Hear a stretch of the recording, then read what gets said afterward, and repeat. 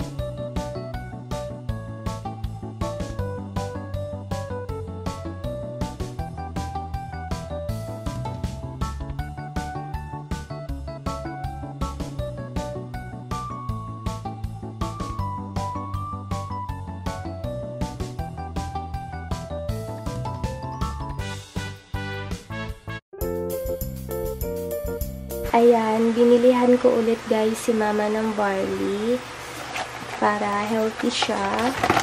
Nilagay ko lang sa iisang lagayan yung mga condiments. Yung iba guys, hindi kasya kaya ilalagay ko na lang sa eco bag. Ito naman guys yung ayusin natin. Impake na natin yarn. Tapos dito, para lahat ng cabinet wala nang laman. Ngayon naman guys, ito naman aayusin ko yung mga pang-bake ko.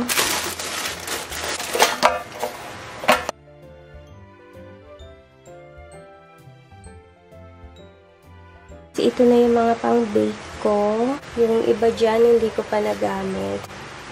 Mga hindi ko pa nagamit yan. Tapos, ito yung mga panggawa ng cookies, cupcakes, ayan, cake, banana muffin. Punasan ko lang sila guys, then ilagay natin sa eco bag. Nahugasan ko na tong mga to guys. Iuuwi ko na rin to guys sa bahay ng mama ko. Binili pa to ng fiancé ko sa Amerika. Tapos pag uwi niya sa Pinas, dala niya to lahat, pati itong lagayan. Tapos bitbit niya pa yung mga pinagbibili niyang Cuisinart, waffle maker, blender, bread toaster, griller, ganon. Pinagkasya niya lang guys sa luggage bag niya. Tapos, ang bibigat pa ng mga yun. Tapos, ayan guys, feeling ko nasayang yung pagod ni hubby. Ngayon, sila mama na guys paggagamitin ko neto. Sila mama na yung paggagamitin ko ng mga gamit namin sa kusina. Kaya, hindi rin masakit sa dibdib kasi alam mo na family mo naman yung gagamit. Kaya, okay lang. Ang bigat neto guys, sobra. Kasi yung kutsara ko guys, ang bigat. Itong kutsara na to guys, kay hubby. Tapos, sa akin itong maliit. Hindi kasi siya sanay kapag itong maliit na kutsara kutsara yung gamit niya. Ako kasi guys, pag ito yung gamit kong kutsara, yung malaki. Pero para sa kanya, normal size lang to. Pag ito kasi yung gamit ko, feeling ko pala yung kutsara ko. Napupunit yung bunganga ko guys. Ganon. Pati yung tinidor guys, may malaki, then maliit. Ito nga pala guys, yung mga pang bake ko. Itatapon ko na to guys kasi year 2022 ko pa to binili. Probably expired na yung mga to. Kaya tapon na natin. Cute. Bago natin tapon, buksan natin guys. Charan! Ang cute guys, oh. Hindi ko man lang siya nagamit. Tapon na natin yan. Pati itong sprinkles. Color pink na sprinkles. Tapon na rin natin tong mga food coloring na to guys. Tapos meron pa akong isang box na food coloring.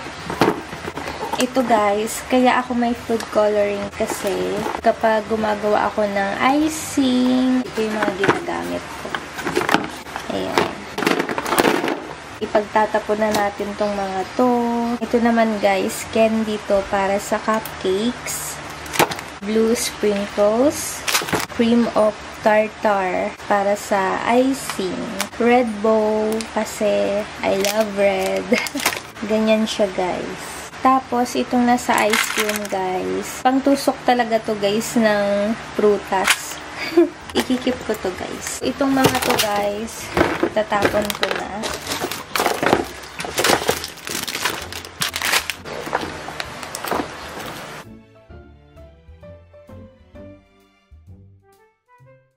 Ibibigay ko na din kay mama guys yung mga wine glass ko.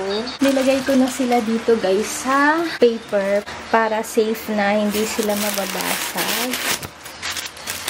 Lagay ko lang sila dito guys.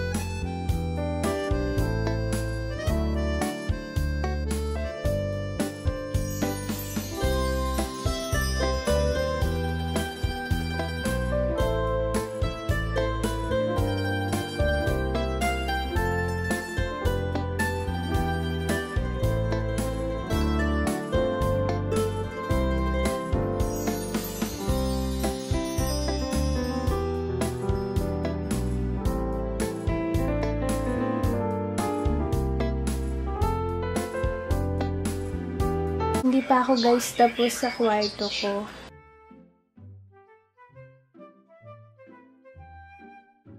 Itong mga DVDs guys, dadalhin namin yan. Ayan guys, itong mga gamit na nasa sofa. Ito yung mga ibibigay ko kay mama. Ayan. Tapos itong mga to.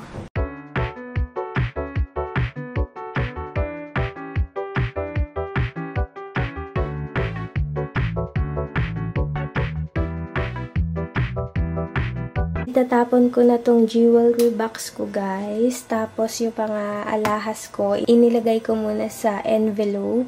Tapos, itatapon ko na rin tong AirPods ko guys. Ito pa yung second generation or first generation. Kasi hindi na to guys nagana kaya useless na dalhin pa. Ipapamigay na rin natin tong blower ko guys.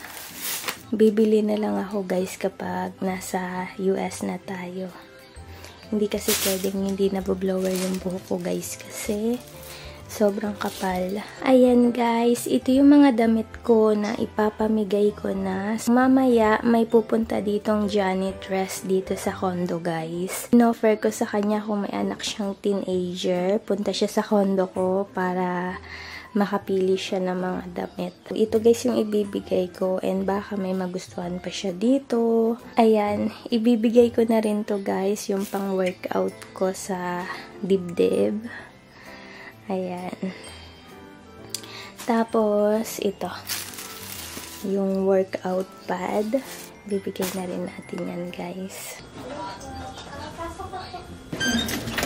Ma'am, wala akong paper ba? Hello? Saan po sila? Wala po akong paper bag. Pwede na yun. Ilan taon na po yung ano? 14. Kaya ito, ma'am? Oo. Meron pa sana ka. Saan? Sulog na lang pa. Sa'yo.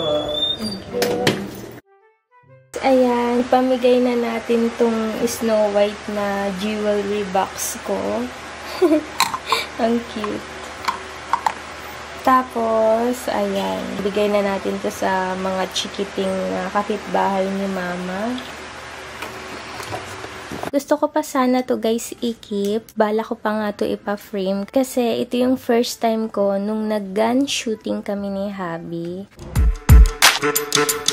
No choice ako guys kundi itapon kasi masyado na tayong maraming dala-dala. Ang importante guys, may video kami ni Habi nung first time ko and tinuruan niya ako mag-gun shooting.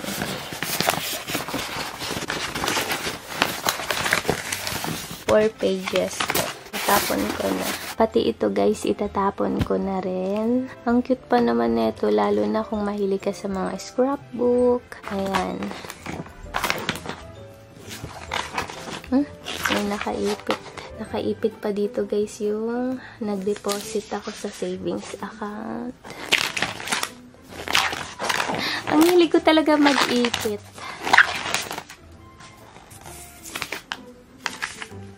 God, thank you.